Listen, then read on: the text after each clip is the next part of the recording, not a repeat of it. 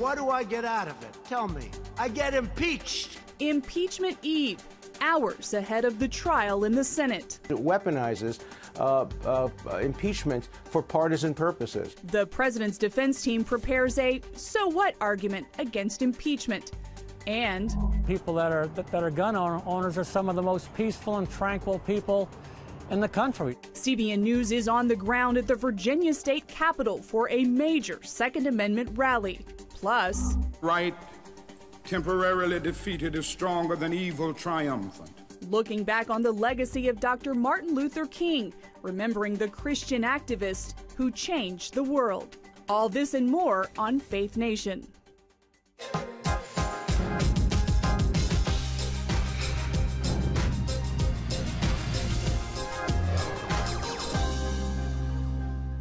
The White House mounts its defense as it prepares for impeachment in the Senate. Welcome to Faith Nation, everyone. I'm John Jessup. And I'm Jennifer Wishon. Ahead of Tuesday's Senate trial, President Trump's legal team is asserting that he did absolutely nothing wrong. In a brief more than 100 pages long, Trump's lawyers argue the impeachment case against him is both flimsy and, quote, a dangerous perversion of the Constitution. Joining us now for the latest is our Capitol Hill correspondent, Abigail Robertson. Abigail, talk about the significance of this legal brief. Well, John, this brief provides the most detailed preview yet of the president's defense strategy. In it, his lawyers plan to argue that the two articles, abuse of power and obstruction of Congress, do not amount to an impeachable offense. If the allegations are not impeachable, then this trial should result in an acquittal, regardless of whether the conduct is regarded as okay by you or by me or by voters. Alan Dershowitz, a self-proclaimed liberal Democrat with a limited role on Trump's defense team, says even if all the arguments laid out by the House are accepted as fact, Trump should not be impeached. When you have somebody who, for example, is indicted for a crime, let's assume you have a lot of evidence, but the grand jury simply indicts for something that's not a crime, and that's what happened here. You have a lot of evidence, disputed evidence, could go both ways, but the vote was to impeach on abuse of power, which is not within the constitutional criteria for impeachment, and obstruction of Congress. Lead House Manager Adam Schiff isn't buying it. That's the argument I suppose you have to make if the facts are so dead set against you. In their own briefing released over the weekend, Democrats argue Trump's actions call for impeachment and removal. Abuse of power is at the center of what the framers intended an impeachable offense. We did it. We did it. Last night in Texas, President Trump blasted Democrats and the, quote, impeachment scam. We're achieving what no administration has ever achieved before. And what do I get out of it? Tell me. I get impeached. Now, tomorrow, the Senate convenes at 1 p.m. to vote on the trial rules, and then phase one begins, when each side will be given 24 hours to present their case, while the Senate jury can only silently observe until they can submit written questions after those 24-hour periods. Back to you, John and Jennifer. Abigail, thank you. And be sure to tune in tomorrow for special live coverage of the Senate impeachment trial of President Trump on the CBN News Channel. But first, joining us for our Faith Nation political panel is Pulitzer Prize-winning and syndicated columnist Clarence Page with the Chicago Tribune. Clarence, Alan Dershowitz has outlined the president's defense that neither of the articles the Democrats brought are impeachable. Is that strong enough to cause the Senate to swiftly dismiss the case? Well, I doubt it's going to be enough to get them to swiftly dismiss this case. But Dershowitz is certainly upholding the defense that Trump himself has been giving up until now, that he didn't do anything wrong, and that it's the Democrats who are abusing power. At the same time, we can expect that, well, what's really going to make the difference, of course, will be Republican members of the Senate. The Democrats need about 5 votes, or 5 of them, to come out against the president in order for him to be impeached, and in order to have that big of a majority. And that looks doubtful still. Nevertheless, it's necessary for all the Senate to show that they are really going through the motions here of a real trial. So I don't expect that swift dismissal to come up that the president wants. That doesn't say anything for what the final verdict will be. Clarence, turning to 2020, the New York Times called its double endorsement of Senators Amy Klobuchar and Elizabeth Warren a break with convention. The decision's been roundly criticized as confusing. Your take?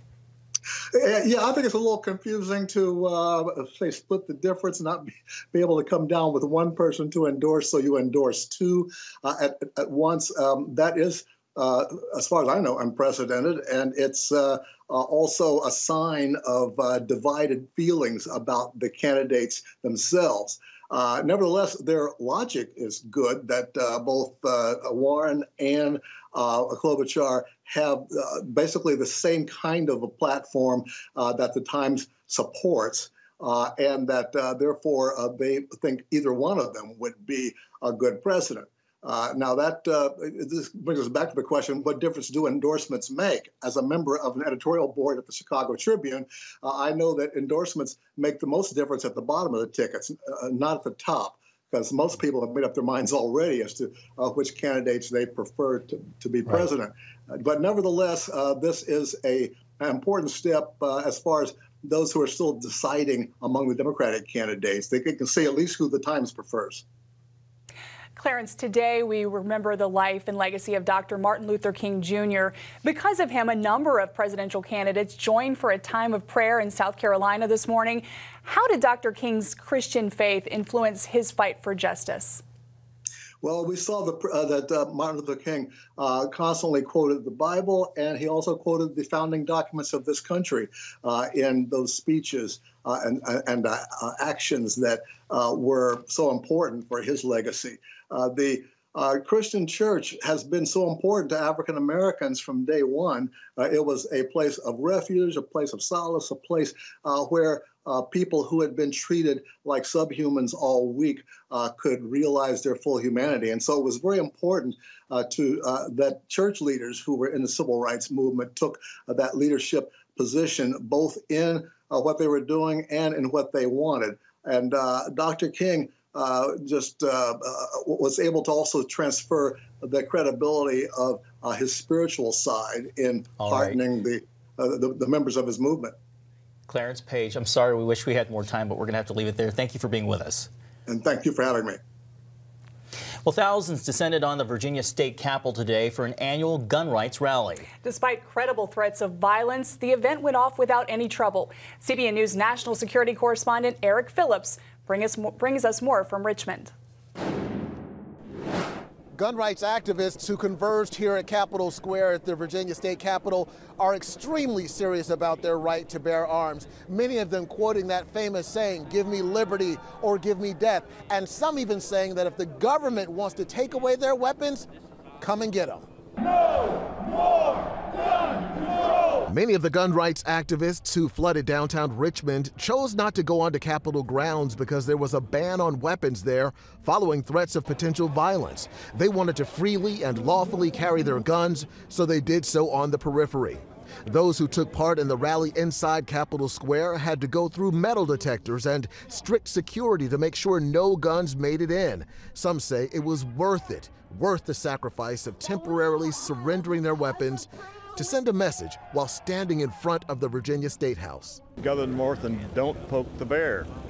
And he has, and the bear's here today. The crowd is galvanized by the specter of gun rights legislation that they call unconstitutional, sponsored by a Democratic-controlled House and Senate, the first time that's happened in a generation. Some say the bills punish law-abiding citizens. You're not going to prevent drunk drivers by punishing sober drivers, and unfortunately that's what Richmond is trying to do. Democrats say the legislation is about safety, not taking people's guns. USA! USA! Give me liberty or give me death. You know, safety is not my goal. I want to be free. Guns are in our veins in America. You can't just snatch these from us and think that we're not going to be, offended or do something about it. As for whether or not this gun lobby day will make a difference in this Democratic-controlled House and Senate, those in attendance say that story will be told in the days and weeks to come. But one way they say they can change the narrative is in November at the ballot box. At the Virginia State Capitol, Eric Phillips, CBN News. Eric, thank you. Joining us now is Amy Swearer, senior legal policy analyst with the Meese Center at the Heritage Foundation. Amy, we know there were credible threats and arrests made ahead of today's rally, but thankfully the event was incident-free. I'm even told protesters picked up all of their trash. Despite the hype over did the hype over this event spiral out of control, or today did we simply witness the best-case scenario? Well, I think today you witnessed what most people who have been following sort of the anti-gun control noise in the Virginia area, I think you saw what you expected out of this, which was thousands, by some estimates, tens of thousands of law-abiding Virginians who just wanted to address very real grievances that they have with their government. From the very beginning, they've said we're going to be peaceful for the days leading up to this, since there have been some fairly credible threats of violence, largely from groups that aren't from Virginia. Those threats of violence have been roundly denounced by these Virginians. And so I think you saw exactly what many people expected, a nonviolent, completely peaceful protest. The fact that some of these advocates were actually cleaning up after themselves, I think was just icing on the cake. This went about as expected. Lobby Day is something that has happened for years now. It's gone off without any sort of violence or arrests or protests or riots. So there was no real reason to think that this would be any different. Amy, to pick up on what you were just saying, that gun owners showed up and voiced their opposition to the governor's plan nonviolently despite fears of potential chaos. What does that communicate about their message?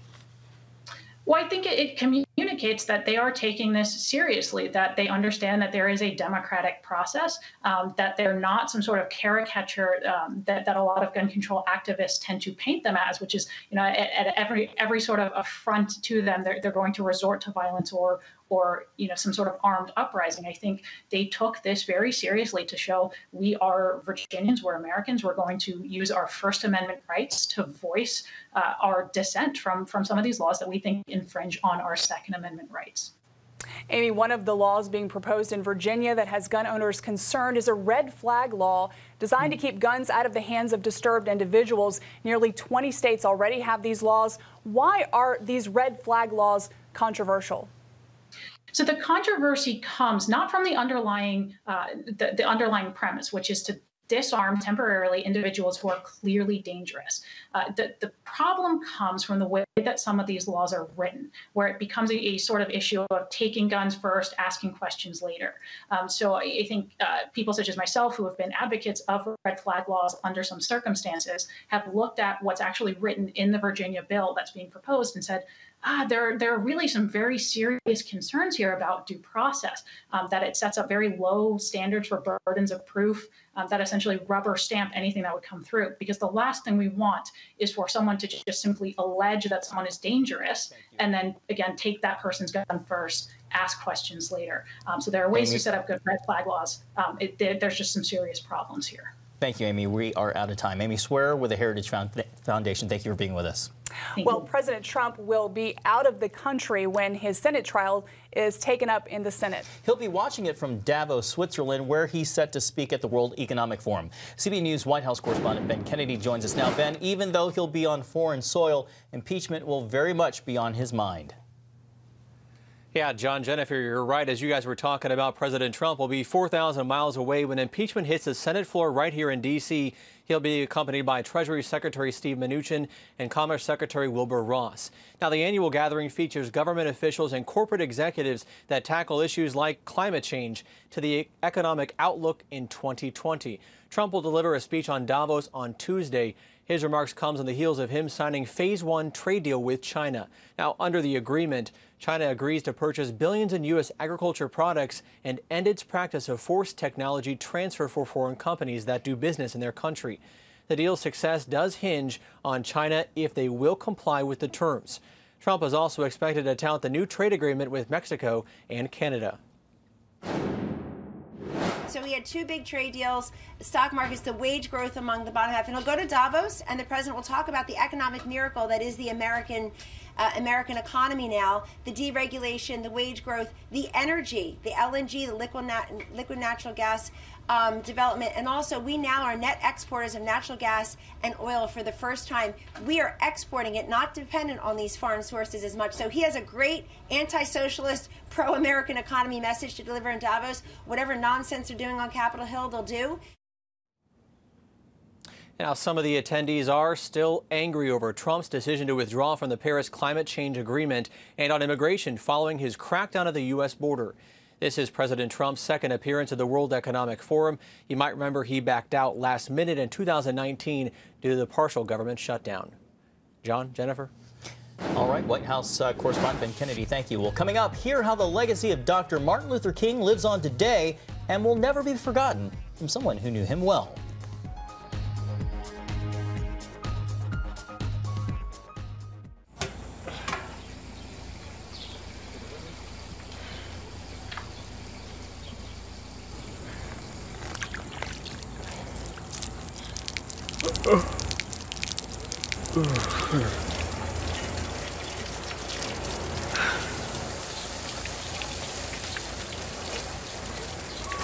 Life is better with a good night's sleep. Get your free DVD or booklet of Protect Your Sleep as the world watches from the outside. It's a big diplomatic tug-of-war here in the Middle East. Go inside the story with Jerusalem Dateline. Israeli archaeologists are talking about a discovery that could change the thinking about the Temple Mount. Join CBN Jerusalem Bureau Chief Chris Mitchell and get the biblical perspective on the events shaping the world. What starts in Israel then ends up going to other places. Watch Jerusalem Dateline Friday night at 9:30 on the CBN News Channel. Life. It's meant to be lived fully. Jesus said it. I came to give you life. Life to the fullest. Life in your family. Life in your finances. Life in your body, mind, and spirit. Life in your everyday.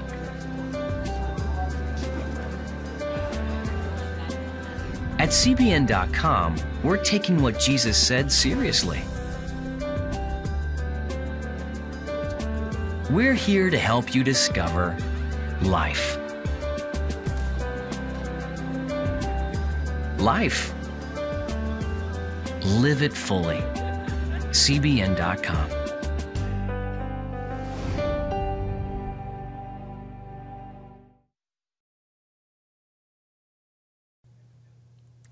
Today, the nation remembers the life and legacy of Dr. Martin Luther King Jr. The Christian minister advanced the civil rights movement, combating racial inequality and promoting equal rights through nonviolence and civil disobedience. Inspired by his Christian beliefs, the Atlanta-born pastor led the civil rights movement from 1955 until his assassination in 1968. A year after his I Have a Dream speech during the March on Washington, King was awarded the Nobel Peace Prize. That was back in 1964. Well, joining us now is the niece of Dr. Martin Luther King Jr., Dr. Alveda King, an evangelist and director of civil rights for the Unborn for Priests for Life. It is a pleasure to have you on this significant day to honor your uncle. We'll start off by asking Dr. King, what do you remember most about your uncle, and what does Dr. King's legacy mean for you personally? Well, there are special memories and events. One, I just recall my dad talking about it, and it's in one of my uncle's sermons. My uncle, Martin Luther King Jr., was a prophet, and my daddy, his brother, was a preacher, Reverend Alfred Daniel Williams King. They were called the Sons of Thunder, so they traveled around the country driving often to go and preach. So this particular time, they were driving in the car, and it was at night. And so, you know, there are laws when you put your bright lights on, you're not supposed to shine them in the face of the driver that's coming towards you. So the drivers seem to have not been turning off those bright lights. And so my father reportedly said to his brother, "Brother, they don't need to shine those lights like that. And the next time they do it to us, I'm going to shine the lights back on them." and my uncle, ML, because they were ML and AD. And my uncle said, well, brother, I don't think that's the way that's supposed to be. We're going to treat them the way we want to be treated. So they had a very close relationship. They called each other brother. Hey, brother. Hey, brother. So I remember their relationship being very warm, and they struggled together. They were often called brothers in the struggle. And when Martin Luther King Jr. was killed in 1968, he was cut down by the assassin's bullet. My father was very, very grieved. And then a year later, my dad was in our swimming pool with no water in his lungs, and they said that he had drowned, but he was dead when he hit the water.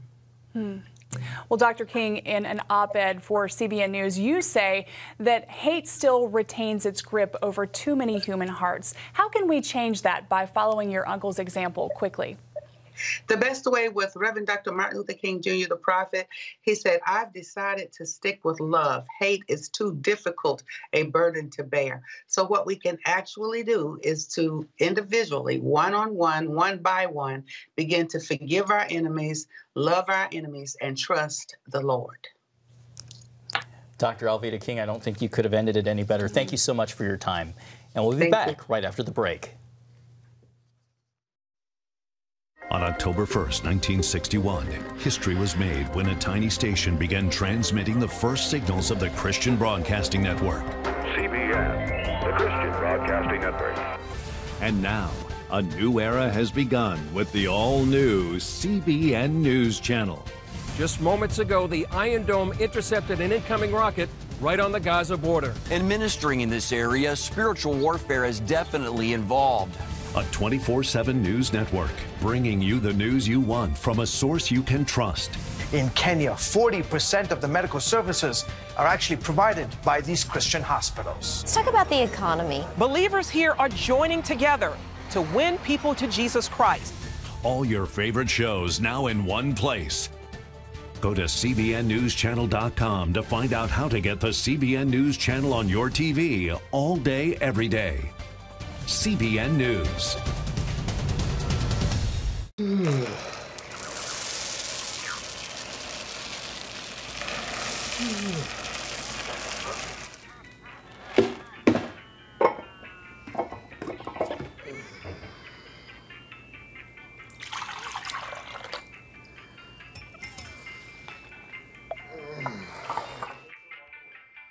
Life is better with a good night's sleep.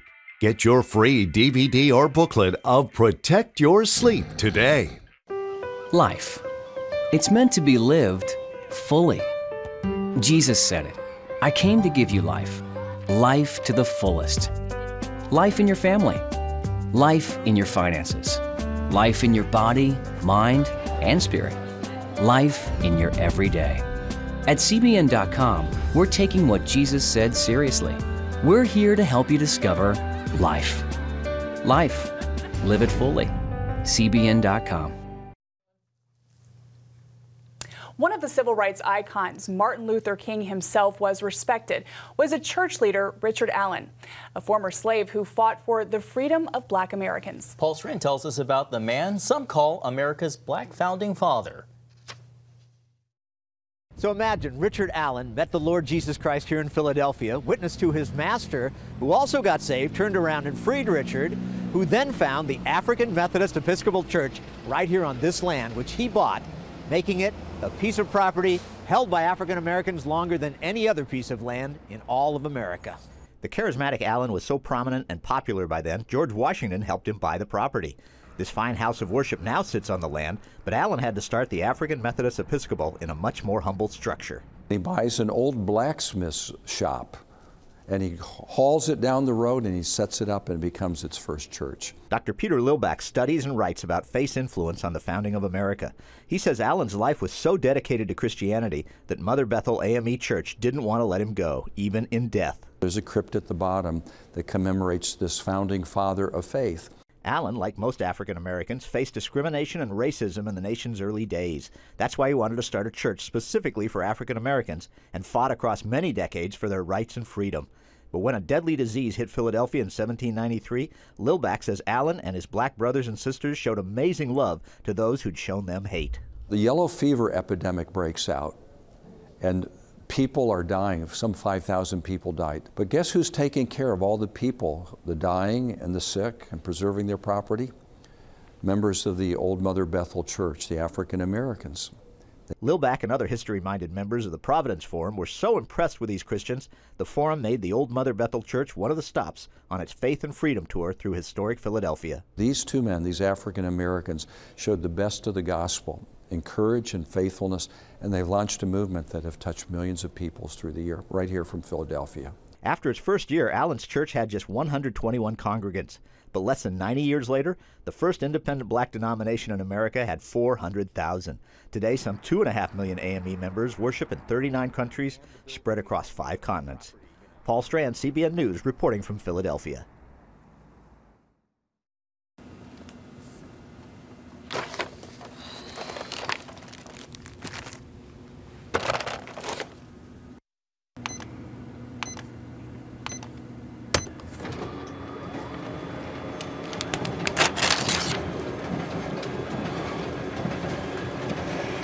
Life is better with a good night's sleep.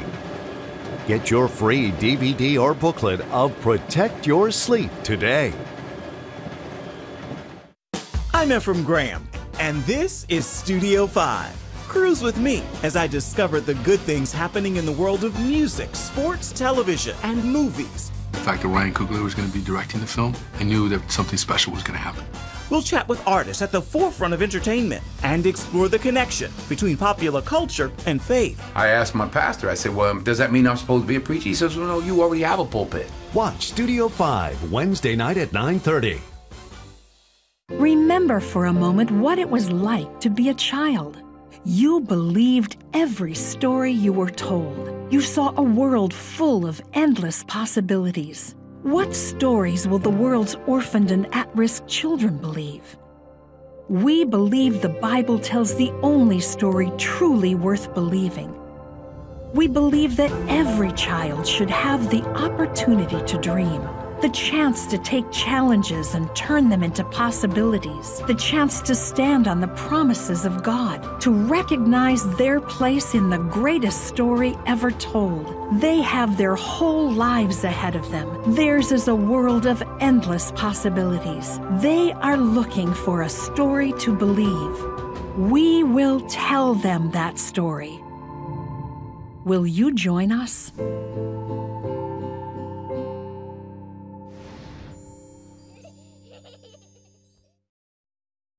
And finally tonight, the Navy's next aircraft carrier is set to honor the courage and bravery of a Pearl Harbor hero most of us probably don't know a lot about.